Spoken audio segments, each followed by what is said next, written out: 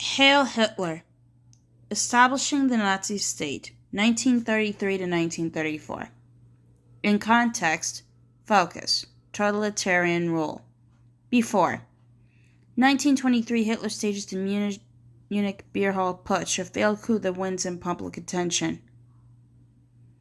1928, Nazi politicians are elected to the Reichstag for the first time.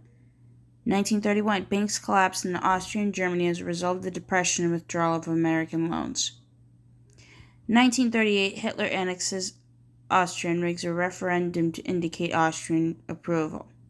1939, Germany invades Poland, igniting World War II.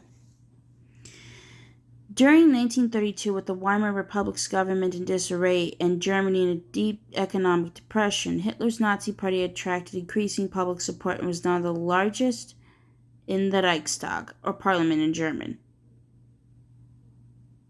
Despite the Nazi Party's dominance, when Chancellor Franz von Papen, who had little Reichstag support, was forced to resign, President von Hindenburg did not offer Hitler the post, as he despised and mistrusted him. Instead, he chose his close ally, General Kurt von Schleicher. Schleicher sought to secure the backing of the Nazi Party, but failed and resigned at the end of January 1933. During his brief term, his key achievement was the instigation of a huge program of building roads, canals, and railroads, later often wrongly attributed to Hitler. On January 30th, 1933, Hindenburg was finally persuaded to offer Hitler the post of Chancellor. Nazi Party supporters marched in triumph through the streets of Berlin. Orchestrated crackdown. On February 27th, a fire broke out in the Reichstag. Dutch communist Marinus van der Lubbe was arrested as the instigator of what Hitler claimed was a communist plot. Although a court later ruled that Lubbe acted alone, by the time the Nazis had used the incident as a pretext for a complete takeover of the government.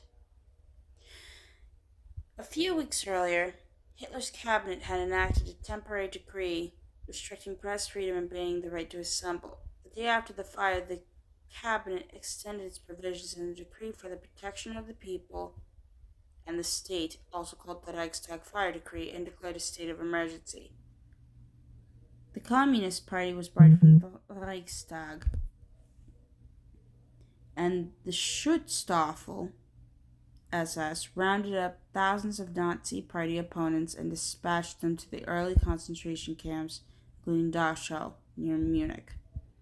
This man for a chancellor? I'll make him a postmaster and he can lick the stamps with my head on him. Paul von Hindenburg, 1932. Seizing power.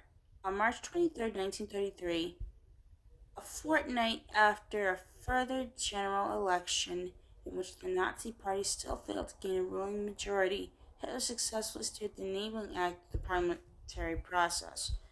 The act enabled the German cabinet and Hitler as chancellor to make and enforce laws without consulting the Reichstag or the president. 2 months earlier, the Frankfurter Zeitung had declared that the diversity of German democracy was too strong for a dictatorship to prevail. The German Jewish Jüdische Rundschau newspaper was also convinced that a nation would always resist a barbarian anti-Jewish policy. Both were wrong, and the Weimar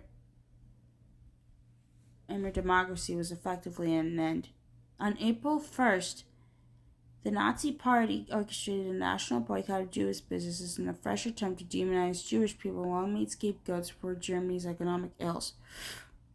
Uniformed guards harassed customers outside Jewish stores, dissuading them from buying goods. Jewish businesses that did not collapse as a result of the harassment were often bought up by Nazis for far less than the true value. On April 7th, the new Nazi regime passed a law that revised the composition of the German civil service, compelling civil servants of non-Aryan descent to retire. This included all Jewish and non-Aryan teachers, lecturers, and members of the judiciary, with a few exceptions for those with extensive service or relatives killed in World War I. The aim of the purge was to swiftly organize German society so that it aligned with the political beliefs of the Nazi Party, including its passionate anti-Semitic ideology. In the picture here, the Reichstag fire broke out around 9 p.m. and destroyed the building's fine steel and glass cupola in the main hall. Bystanders reported hearing the sound of breaking glass before the blaze. Van der Lubbe was later arrested nearby. On the bottom photo, thousands of books were burned in Berlin on May 10th in a student-led purge of non-German works judged inconsistent with Nazi ideology. Such events marked the start of strict censorship of the arts. Total control. The Concordat agreed in 1933. Hitler sought the Catholic Church's approval of his regime. He promised not to encroach on its influence in return for acquiescence to his policies, while the priests would later be martyred for their protests. Nazi slogans such as Kinder, Küche, Kirche, children kitchen church was designed to encourage married women not to work but to stay at home and produce large families, nearly aligned to the Catholic Church's emphasis on motherhood. In July 1933, Hitler banned all political parties but his own.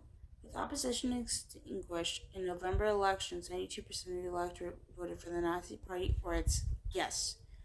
In just over 7 months, a democracy had become a totalitarian state. Political purge. Early in 1934, Ernst Röhm, head of some 2 million brown shirts, the Sturmabteilung, paramilitary arm of the Nazi Party, suggested that his forces should become part of the new Wehrmacht that Hitler was covertly developing as a replacement for the Reichswehr, the German army, which was severely restricted by the terms of the 1919 Treaty of Versailles. Despite Röhm's ambition, not wishing to antagonize the Reichswehr generals who supported him and who were resolutely opposed to brown shirt involvement, Hitler decided to eliminate Röhm. On the pretext that Röhm was plotting against him, Hitler had him arrested and shot on June 30th, 1934. That same night, he sent the SS and the Gestapo to kill dozens more SA members under the figures he perceived as a threat, including Schleicher, the former chancellor. The purge, later known as the Night of the Long Knives, was publicly justified in a central anti-revolutionary measure. Hunting down and detaining anyone deemed a threat to the Nazis would become a key role of the Gestapo.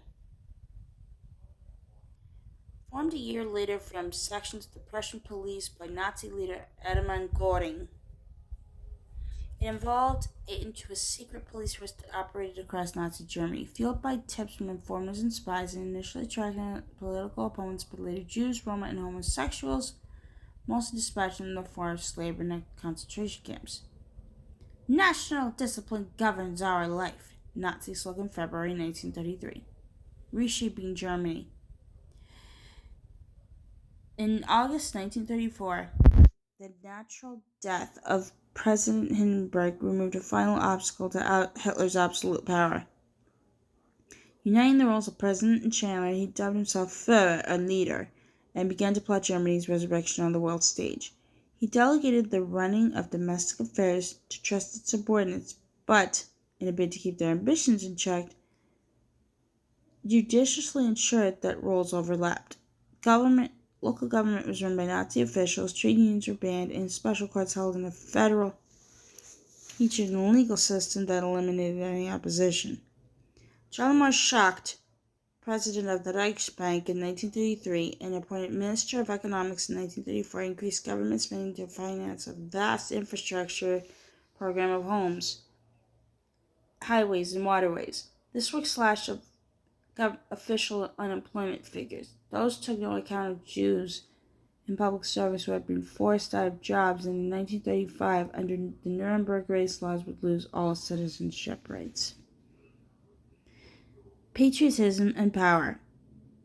Patriotic propaganda, most visible at political rallies, served to brainwash the general public.